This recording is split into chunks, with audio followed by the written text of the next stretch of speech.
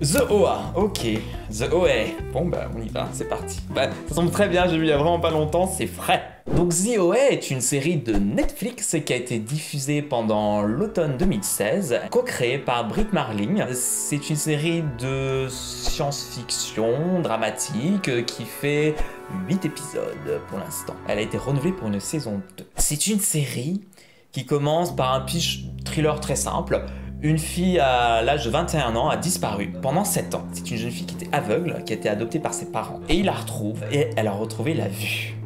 La question c'est où est-ce qu'elle a disparu après 7 ans et comment elle a retrouvé la vue. Elle s'appelle Prairie. Mais Prairie en anglais, Prairie, ils disent en anglais. Donc elle n'arrête pas de dire qu'elle dit, elle s'appelle I'm not Prairie. I'm the OA. Et t'es là genre, ok, si tu veux chérie, c'est pas mieux Prairie, mais t'as essayé de proposer autre chose. Donc il la ramène à la maison, avec beaucoup d'émotions, mais elle ne dit pas ce qui s'est passé en fait, elle ne communique rien à ses parents. Donc elle va errer, elle va faire des choses un peu bizarres. De toute façon c'est une série très bizarre. Hein. Elle fait des recherches sur internet alors qu'on lui a interdit l'accès à internet. Elle a une caméra, elle l'ouvre et elle parle, elle dit bonjour, je suis the OA, et je sais pas quoi. Donc voilà, elle fait des trucs un peu chelous. J'ai regardé ça en mode, bon, j'espère que ça va pas durer 50 ans comme ça, quoi, quand même. Et puis, elle crée une espèce de petite bande, je vais pas raconter dans les détails comment, mais elle se crée une petite bande de 4 ados et une prof d'un lycée qu'elle réunit dans une espèce de maison en travaux. Et tous les soirs, elle les réunit et elle va raconter son histoire depuis son enfance en fait. Comme elle dit, ce qui est intéressant, c'est pas comment j'ai retrouvé la vue, mais comment je l'ai perdue.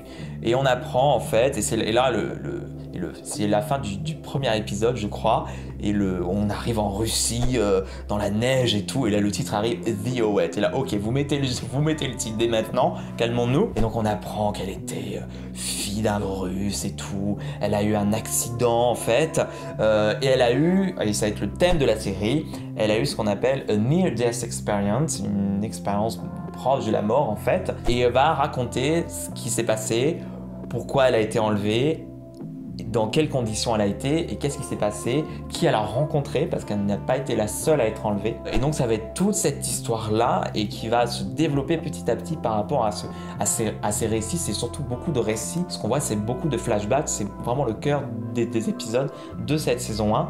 C'est de qu'est-ce qui s'est passé et comment elle va arriver à enrôler plus ou moins avec elle ces 5 personnes qu'elle a choisies et comment ils vont croire en son histoire qui est très farfelue et très fantastique. On va parler un peu de pouvoir, de dimensions parallèles, de ce genre de trucs et comment elle va arriver par ses talents de conteuse en gros à vraiment les enrôler, c'est un peu fort comme mot, mais à qui croit en sa cause et en ce qu'elle veut faire et en ses capacités mystiques qu'elle a. La petite bande qu'elle forme autour d'elle est assez intéressante.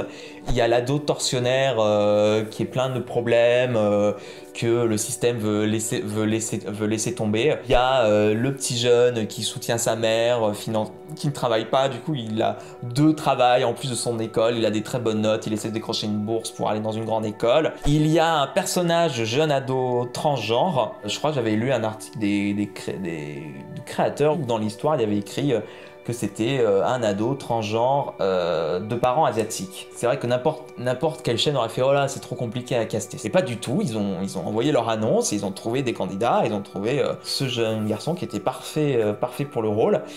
Et il y a, attends, j'en ai cité combien? Ah non, il y en a un autre. Il y a un autre ado aussi, mais lui, il n'est pas vraiment développé comme personnage d'ailleurs. Je suis en train de me rendre compte, on sait pas grand chose de lui. Je sais qu'il est plus ou moins pote avec les autres. Et il y a le personnage de la prof qui est excellente. C'était un de mes personnages préférés parce que je reconnaissais tellement de profs que j'ai connus au collège. Je sais que c'est ces profs un peu timides qui se font marcher sur les pieds, que tout le monde se moque de leur personnalité, de leur physique et tout. Et elle est vraiment, vraiment très touchante et elle est très émouvante et l'actrice le joue vraiment, vraiment bien. C'était vraiment un de mes personnages préférés. Il y a Jason Isaac qui joue dedans. Je ne vais pas vous dire qui il est, ce serait vous spoiler, mais il est très bien dedans. Et vraiment, ils vivent l'histoire de Prairie et c'est à travers eux qu'on vit l'histoire là, c'est à travers eux qu'on vit ces émotions là, de cette dure histoire qu'elle a vécue et de toute cette magie qu'il y a autour et de tout le mystère. Il y a une espèce de vrille qui se fait en eux et on sent qu'ils pourront la suivre mais n'importe où. La série est extrêmement bien réalisée, tout est violet.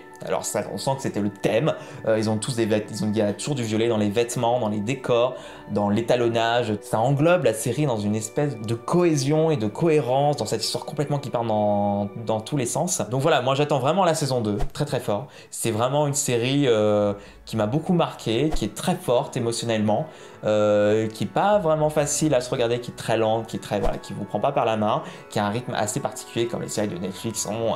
À chaque fois on dit c'est un film de 12 heures, ce qui m'énerve à chaque fois, enfin bref. Et puis là ils le font vraiment en mettant le générique à la fin du premier épisode, enfin en mettant le titre à la fin du premier épisode. Voilà, j'espère que j'ai piqué votre curiosité, j'aimerais bien savoir ce que vous avez pensé de ZOA, de ce que vous avez interprété de cette série-là, parce que je pense qu'il y a beaucoup de choses à dire. Voilà, j'espère que j'ai donné envie de voir ZOA et j'ai très hâte de voir la saison 2.